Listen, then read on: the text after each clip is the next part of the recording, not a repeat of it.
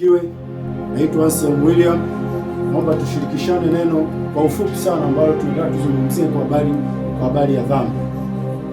Nataka tuzungumzie kwa habari ya dhambi. Mwenye asili ya dhambi ni Ibilisi, ni Shetani, nyota ya asubuhi, joka, Lucifer. Huyo ndio asili ya dhambi, ndio chanzo cha dhambi, ndio mtu ambaye mara ya kwanza dhambi ilionekana ndani yake.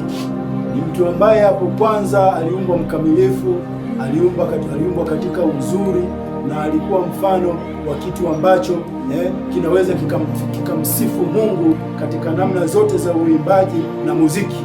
Muziki ulikuwa ndani yake. Naomba tusome kitabu kile cha Ezekieli sura ile ya 28 tunapoenda kujifunza kuhusu dhambi. Sura ile ya 28 kitabu cha Ezekieli, tutasoma mstari wa 17.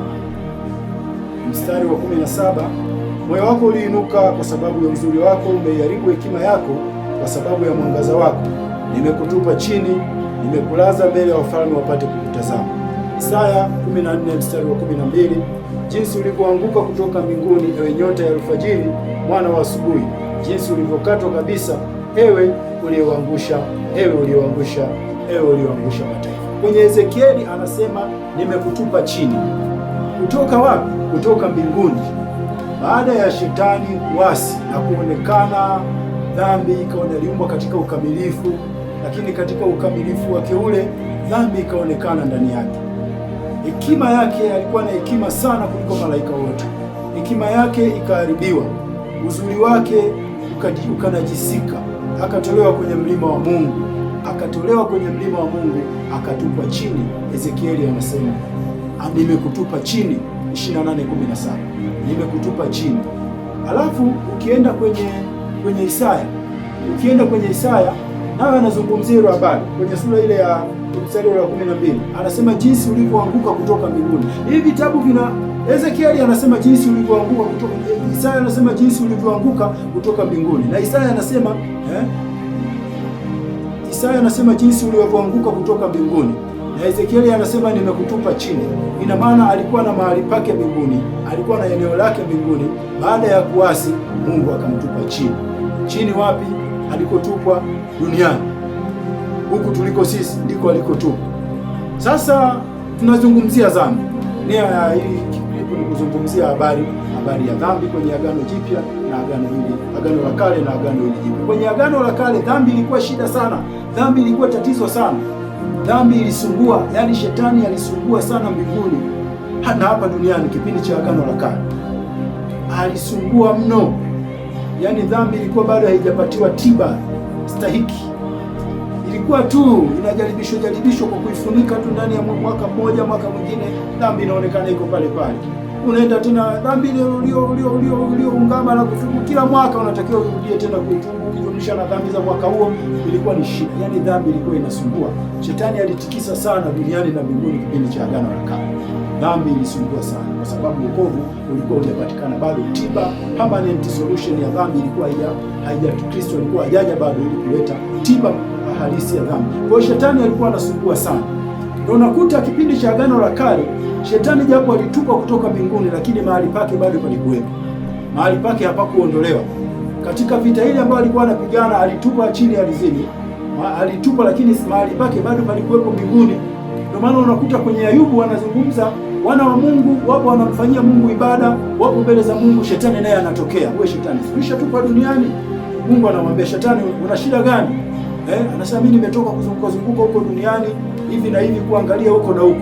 Ina maana wakati wana wa Mungu wako mbinguni wanamfanyia Mungu ibada, Shetani naye ametokea mbinguni kule alikofukuzwa. Kwa sababu gani? Mahali pake palikuwa hapajaondolewa bado. Dhambi ilikuwa bado inasumbua. Mahali pake palikuwepo mbinguni, hapakuondolewa bado. Kwa hiyo alikuwa na uwezo wa kwenda mbinguni na kurudi.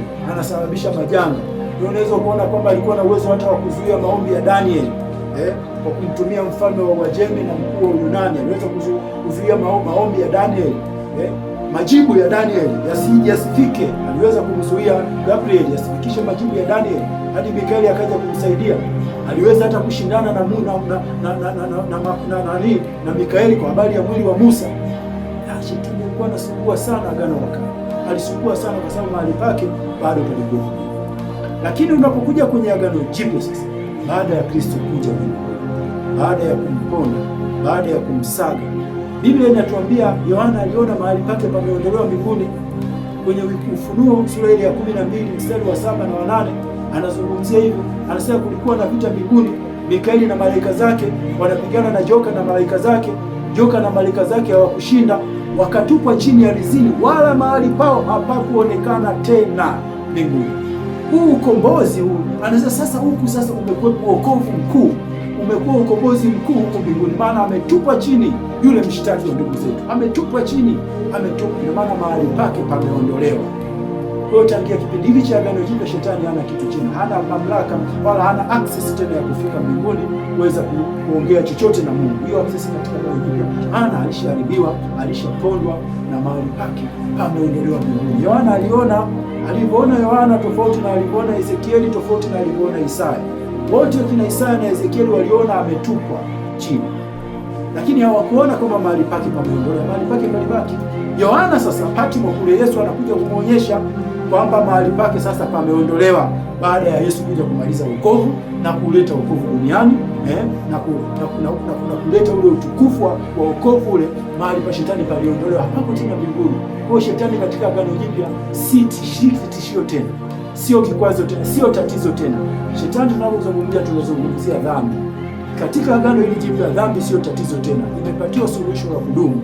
Kinachotakiwa tu ni wewe tu kuchukua miguu yako, kutubu na kuokoka na kumpa Yesu maisha yako. Dhambi ilishaharibiwa. Biblia inasema kwamba dhambi haitawatawala tena ninyi. Dhambi haitawatawala tena ninyi. Ina maana utawala wa dhambi umeshaharibiwa. Once umeamua kuokoka na kumpa Yesu maisha yako, ina maana dhambi na ufalme wake, dhambi na mamlaka yake vimeshaharibiwa ndani yako. Havina nguvu tena kwako, havina uweza tena kwako. Kinachotakiwa tiba ya dhambi imepatikana. Shetani hana tena nguvu, wala dhambi haina tena nguvu juu yako. Kwa hiyo ukiamua kumpa Yesu maisha yako, wala vitisho vya shetani hana tena mamlaka juu ya maisha yako, sio kukuua wala kukuroga wala kufanya kitu. Kisha ukoka, tatizo la dhambi limetibiwa kwako. Mpe Yesu maisha yako, okoka, mkabidhi Yesu maisha yako, mpokee leo Yesu. Nitafute kwa 0717 75 63 17. Tuombe pamoja na wewe, mpokee Yesu awe Bwana na Mwokozi wa maisha yako. Shalom, shalom. Mungu akubariki.